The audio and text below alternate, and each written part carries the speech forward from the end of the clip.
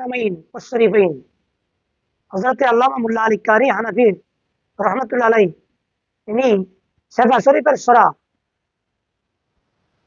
ও কিতাবের মধ্যে উনি লিখেছেন, কোন মুসলমানের ঘরে যখন কেউ সর্বপ্রথম দরজা খুলবে তখন সেখানে নবীকে সালাম দেওয়ার জন্য বলেছেন। কেন?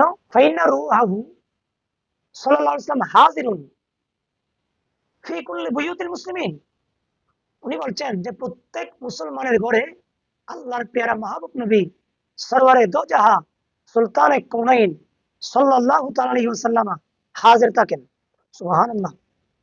সুতরাং আল্লাহর নবী হাজির হতে পারেন এবং আল্লাহর নবী হাদিসে পাকের মধ্যে কথা বলেছেন, ইন্নাল্লাহ ক্বাদ রাফা আলিয়া দুনিয়া ওয়া আনা আনজুরু আলা কাফি হাযা।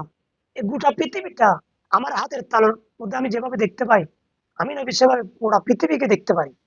সুতরাং পৃথিবীর আনাচে কানাচে সব জায়গায় আল্লাহর নবী হাজির হতে পারেন। হাজির হওয়ার ক্ষমতা আল্লাহ সুবহানাহু ওয়া তাআলা আল্লাহর নবীকে দিয়েছে।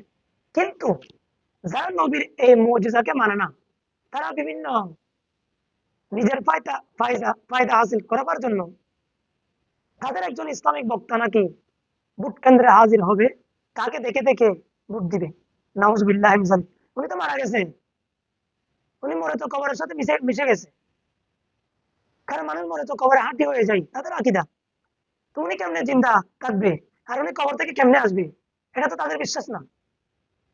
ওনাকে কোথায় বাংলাদেশে এক প্রান্তে দাফন করা হয়েছে, বিভিন্ন জায়গায় মানুষ ভোট দিবে, উনি ভোট কেন্দ্রে কেমনে আসবে? হ্যাঁ, হয়তো তার কিছু অনুসারীরা ভোট কেন্দ্রে থাকতে পারে, ওনাদেরকে দেখে দেখে ভোট দিতে পারে, কিন্তু উনি তো আসতে পারবেন, উনি তো কবরে মরে যাওয়ার পরে কবরের মাটির সাথে মিশে গেছে। সম্মানিত দর্শক শ্রোতা, এটা হচ্ছে আল্লাহর পেয়ারা মাহবুব নবীর মুজিজা, এটা আল্লাহর নবীকে দান করেছেন। সুতরাং অসত্য হলেও আমরা কিছু তাদের মুখ দিয়ে এমন এমন